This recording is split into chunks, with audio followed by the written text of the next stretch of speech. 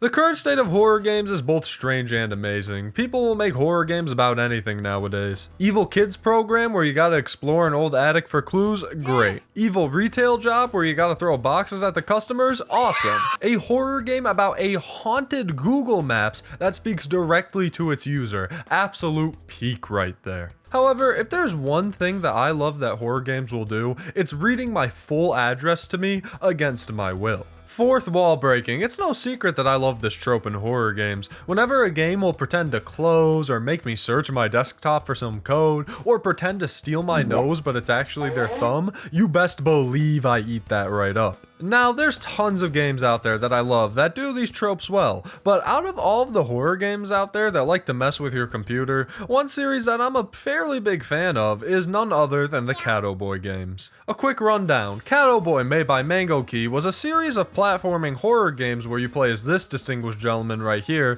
collecting biscuits, which eventually led to your computer being controlled, fighting an evil cat monster, and much more. This game series admittedly had some issues when it started releasing back in 2020. Creepypasta and .exe cliches, unrelated scares, and a lore that to this day I still don't understand, probably because I'm dumb. I still have the lore board, don't think I've given up yet. Anyways, in the past year or so, Mango Key decided to give a fresh start to the Catto Boi series and began remaking the games one by one, refining and fixing them to great effect. About a year ago, I made a video talking about the first remake for Catto Boi, simply titled The Adventures of Catto Boi. It was a solid short horror experience, but I'll be honest, I might be a little itty bit biased now, because this game is the whole reason my channel is where it's at today, and I could not be more grateful to this silly little cat. If you want to see me talk more about that game and the history of this series in general, go check out my old video, but since that video has come out, 3 more Catto Boi remakes have been made. I've played the second and third ones, but not the fourth one yet. Don't worry, it's on my bucket list before I die. So, in honor of the 1-year anniversary of my Catto Boi video and the 5-year anniversary of my channel, today I would like to take a look at the second Catto Boi game titled Catto Boi: Tedious Pearl Hunt. Maybe one day I'll look at the other remakes, but for now, let's just stick with this one. I don't think my brain can handle any more lore.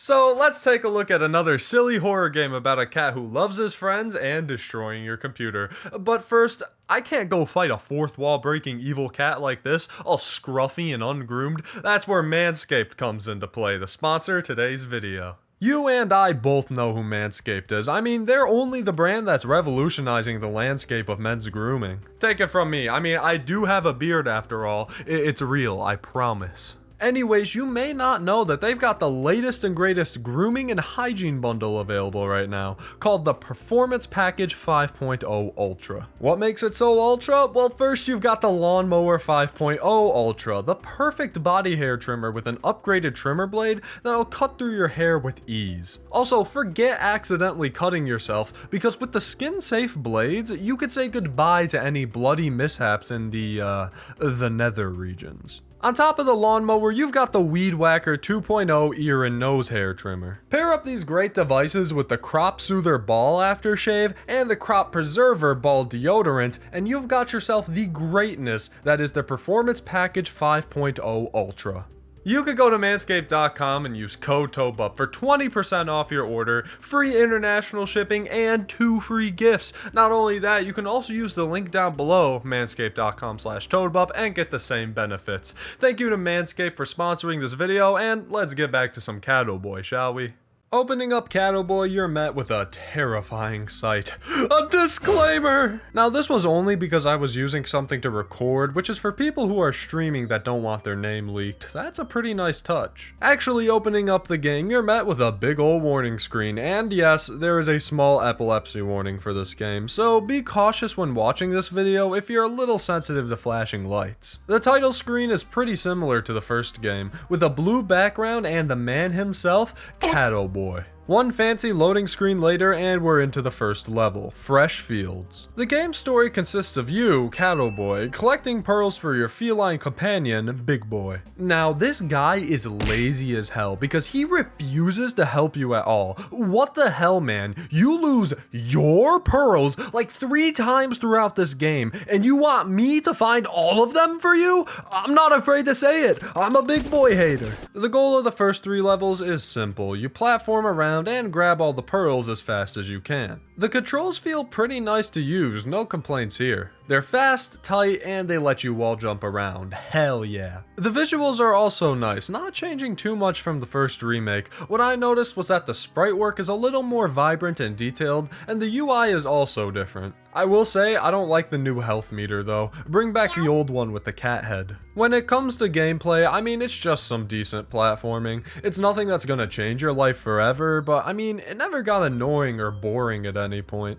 Also, there's a grading system at the end that grades how fast you were. You know I had to go for that S rank. I got it like once, but still. With all that out of the way, let's go through the first 3 levels, starting with Fresh Fields. Fresh Fields is pretty basic. Big Boi needs you to collect pearls and you run around the grassy, cheery area, doing so with ease. The second level, which is a nightmare according to this loading screen, is titled The Farms. This time, Big Boi dropped his friend's pearls all around the map. I'm telling you, Big Boi is just the biggest nerd of all time. I don't like this guy. The friend is cool though. Shout out to Cheese, he's a real one. I like the color palette with this one. I know it's mostly just a color swap of the last one, but the green dirt with the orange grass actually looks kinda nice. Anyways, grab the pearls, get to Big Boi, and we're on to the third level. The third and last normal level is called Frostbite, and you won't believe who lost their goddamn pearls again. Even Catto's fed up with it at this point. Don't even cry, Big Boi, you know what you've been doing. This is your typical ice-themed level with platforming that's just a little bit trickier than usual. This is also a good time to bring up that the music's pretty good for this game.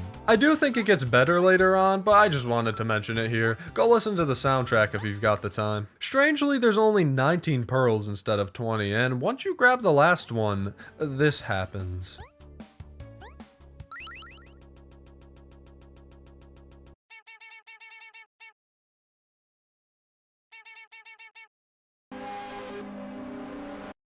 I know I'm supposed to be scared, but Catto was weirdly chill during that. This is where the horror aspects come into play, and I'll be real for a second, I don't think anything's gonna top the original game having those freaky pears with the teeth in them. That shit is iconic.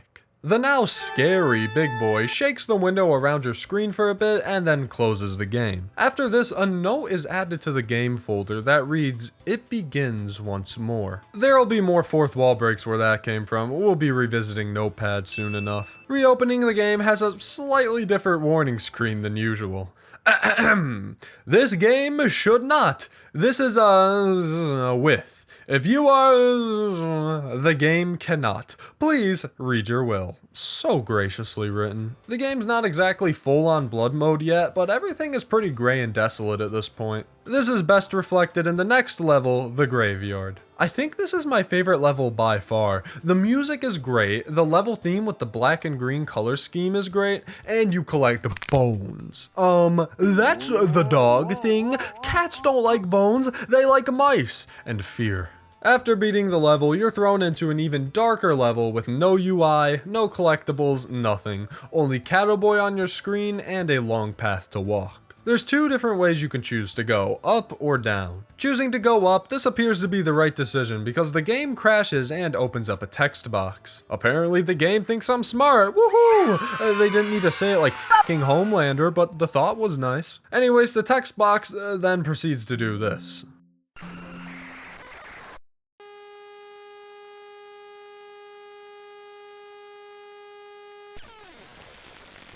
Great stuff, but what if you decide to go down instead? This time, instead of the game praising you for being a good human, you are in fact a bad human, as a scary Big Boi rushes you and closes your game. They say that you can't escape and that they'll torture you forever, I don't know, all that hogwash. Instead of a fake error screen this time though, it's the devil?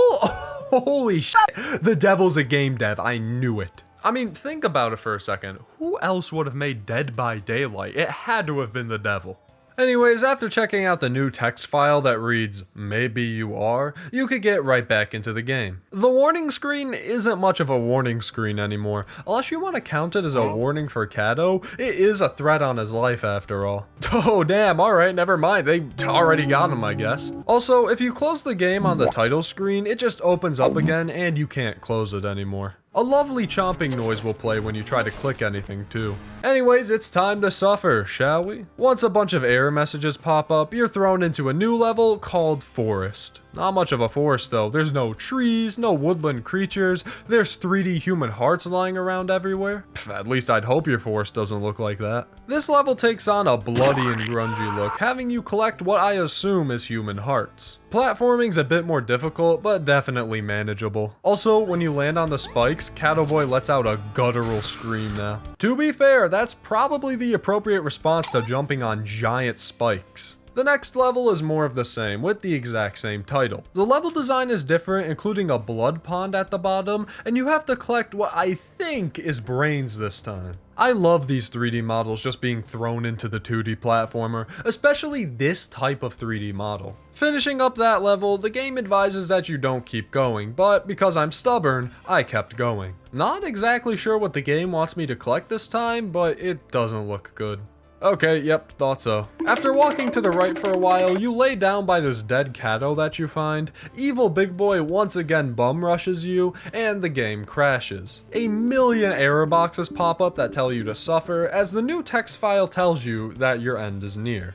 Apparently it's not the end though, because when you boot the game up again, it seems to be back to normal. Alright.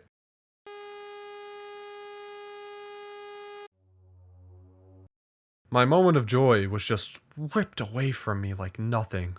Are you proud, Catto? Are you proud of the monstrous being that you've become? This part's not really anything crazy. You just walk around through this dark red level for a bit, the game crashes, screams at you some more, and tells you that it's all over. Thankfully for me, a mysterious benefactor will tell you that somewhere on your computer is a kill switch for the game. You kinda gotta scour your PC for a bit, but eventually I was able to find a notepad in my documents folder. It couldn't have been any more vague there, huh? For all I know, they could have thrown that shit in my Gmods add-on folder and I would have never known. We're approaching the end of Tedious Pearl Hunt, and this is a big moment for all the Big Boy haters out there, because we're finally able to kill him, baby! Putting the code into the game after booting it up will take you back to the beginning. The evil cat is confused as to how you're there, but they kinda just go along with it. This is where you have to make a choice. Either you kill Big Boy, or you spare him. And now listen, I know I've been hating on him, but death just seems like a bit much for what he's done. If you spare him, the evil cat is just surprisingly respectful of your choice and then just crashes your game. If you choose to kill Big Boy, the outcome's kinda the same, but evil cat is like, oh my god bro, I didn't think you'd actually do it, and then yeah, it closes the game again. Oh, also by the request of the benefactor that I mentioned earlier, you have to close the game with Task Manager to go to the next part. Either way, both endings lead to the world of Catto being slowly restored and Catto Boi just being confused as hell. The game goes back to normal as you can go talk to your buddy Big Boy and finally have a happy ending. Okay, chill, I get it, the game's not over. And the game wasn't lying, because booting the game up once more after this leads to the most shocking reveal of the entire game. Loaf time. After the game's over, you're rewarded with loaf time, where you have to loaf as Catto Boi for as long as you can. This is the pinnacle of video games. I don't know where we as a society could even go from here. Now don't get me wrong, I am a sucker for loaf time, and the game itself was pretty good, but would I consider it amazing? Now, I would like to clarify that there are 2 sequels that likely improve on Tedious Pearl Hunt. I don't remember the third game that much, but I do remember it being scarier. The game's not bad by any means, in fact, I think it's actually kinda good. It controls and plays well, never leaving me frustrated or bored at any points, and the game also doesn't overstay its welcome. It knows what it is and how long it should be. I also love the atmosphere for most of the game. The scary parts aren't too over the top with blood and gore, and also have some pretty nice visuals. Like I said before, I love the 3D models being so jarringly different from the rest of the game, it just makes it work so well. Lastly, the sound design and music are very well done. The garbled haunted sounds really helped out the scares a lot throughout the game. The music also did a good job at matching the tones that it needed to, while still being enjoyable to listen to. With all that being said, I do have a few gripes with the game. This might be a result of the main antagonist not being fleshed out enough yet, since this is a series of games, but I don't know, it just feels goofy at times. Also, it's not really clarified who the villain is, because sometimes it's this scary black cat, and sometimes it's Big Boy, and sometimes it's the goddamn devil. Once again, I'm sure the later games elaborate on it more, but only playing this game might not be the best idea. My recommendation for this game is probably to play them in order. They're short and I think they work better one after another. As a sequel to the first remake though, I think it works fine enough. Maybe one day I'll do a 10-hour analysis video on the inner workings of the Catto Boi series, and of course I'll dedicate an entire half hour to why Big Boy is a loser and Cheese is the true hero of the game. Oh, also, I forgot to critique the fourth wall breaks, but I thought those were fairly well done too, especially that part where it told me Catto Boi would be real in 42 seconds, but that was just a silly scare, right?